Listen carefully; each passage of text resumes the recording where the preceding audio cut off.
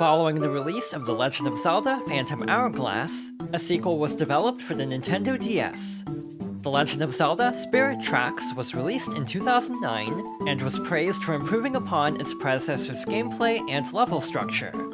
Without further ado, let's go over The Legend of Zelda Spirit Tracks.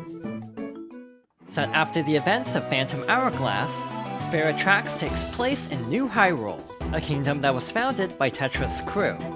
Around this time, the gods of this realm defeated the Demon King Malladus and built the Tower of Spirits to seal him underground. 100 years later, Link travels to Hyrule Castle to become a royal engineer, but during the ceremony, Princess Zelda gives him a letter with instructions to meet her in her quarters.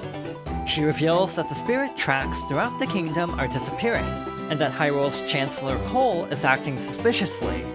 Along with Link's mentor, Alfonso, they try to go to the Tower of Spirits, but their train derails as the tower is split into 5 segments.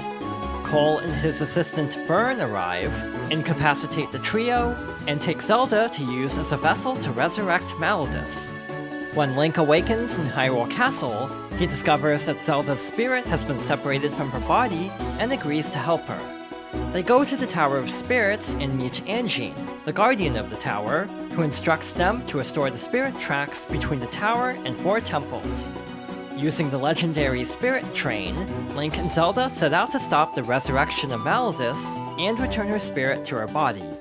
In terms of presentation, Spirit Tracks subtly improves upon Phantom Hourglass's visual design.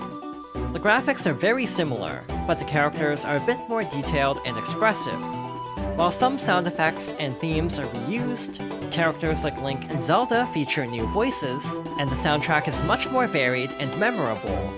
Regarding its gameplay, Spirit Tracks is very similar to its predecessor. New Hyrule consists of 4 interconnected quadrants that can be traversed using the Spirit Train. In addition to towns, there are also sanctuaries that must be visited to restore the tracks to each dungeon. There are 5 main dungeons, along with the Tower of Spirits that's gradually explored throughout the adventure. While the dungeons follow a similar format to Phantom Hourglass, they generally feature more intricate and challenging level design. Before each temple, Link and Zelda must find a rail map within the Tower of Spirits, which restores the spirit tracks to each quadrant. The tower has some similarities to the Temple of the Ocean King, with phantoms that patrol each floor, and safe zones where Link can avoid detection. But the time limit has been removed, and each segment of the tower has a separate entrance, so revisiting earlier floors is not required outside of collecting optional treasures. Each segment of the tower has 3 tiers of light that can temporarily strengthen Link's sword, allowing him to stun phantoms with a sword attack from behind. When a phantom is stunned, Zelda can possess the armor, and there are different types with unique abilities, like carrying a fire sword to light torches, or warping to specific enemies. The phantom armor can also be used to carry Link across hazards or to high ledges, and distract enemies. Unlike the SS Linebeck, the Spirit Train can't traverse the overworld freely and has to follow the spirit tracks, but it's possible to change routes at junctions. It also has multiple speed settings, and has to manually stop at stations by gradually decreasing the train's speed. The train's whistle can be used to scare enemies or activate warp gates. Along with a cannon, a freight car can be obtained and is used to carry cargo. Certain quests also involve taking passengers to specific destinations, and they'll become unhappy if Link doesn't follow the directions of signs along the track, or if the train takes damage. While most enemies can be defeated with the cannon, invincible dark trains patrol certain areas, and will instantly destroy the spirit train if they collide. Along with returning items like the bow and the boomerang, new items include the whirlwind that's used to blow away poison clouds and push items or enemies, and the whip that's used to swing across gaps, pick up and throw specific objects, activate switches, or hang onto bars carried by birds. Link can also play songs using the Spirit Flute. Each song has a unique effect, like uncovering secret treasures, awakening gossip stones, and summoning a fairy to heal Link. To restore the spirit tracks to each temple, Link has to perform a duet with the guardian of each realm at the corresponding sanctuary. Like in Phantom Hourglass, heart containers are awarded for completing specific side quests or minigames, and defeating bosses. Collectible treasures can still be found and sold for rupees, but they can also be traded for train parts. There are also side quests that involve catching rabbits using a net and filling a stamp book by finding stamp stations in towns, sanctuaries, or dungeons. Force gems are also awarded for completing specific quests, and these restore additional sections of the spirit tracks.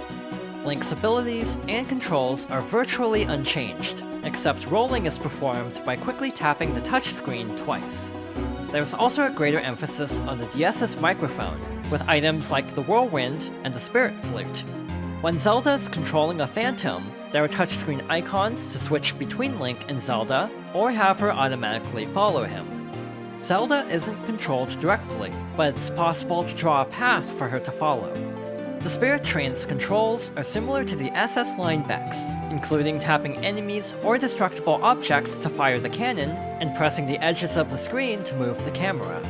There are also icons to change the train's speed, stop, or go in reverse, switch tracks at junctions, and below the whistle, but it's no longer possible to jump. The multiplayer features return with several changes. In battle mode, up to 4 Links compete to collect the most Force gems. In tag mode, only treasures can be traded and not train parts. The online support was also omitted, so the multiplayer only supports local wireless connections.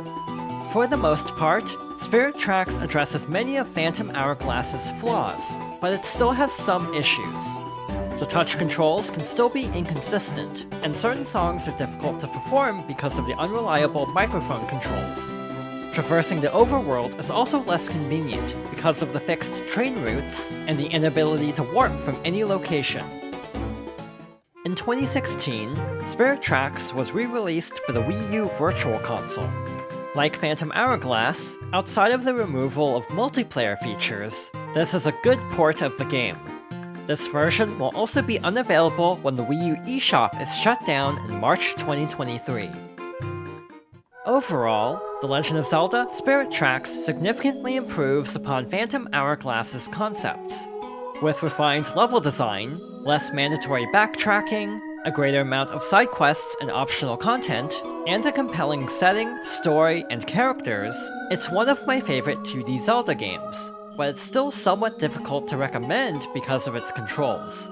With that being said, thank you for watching, and next time, I'll be soaring through The Legend of Zelda Skyward Sword.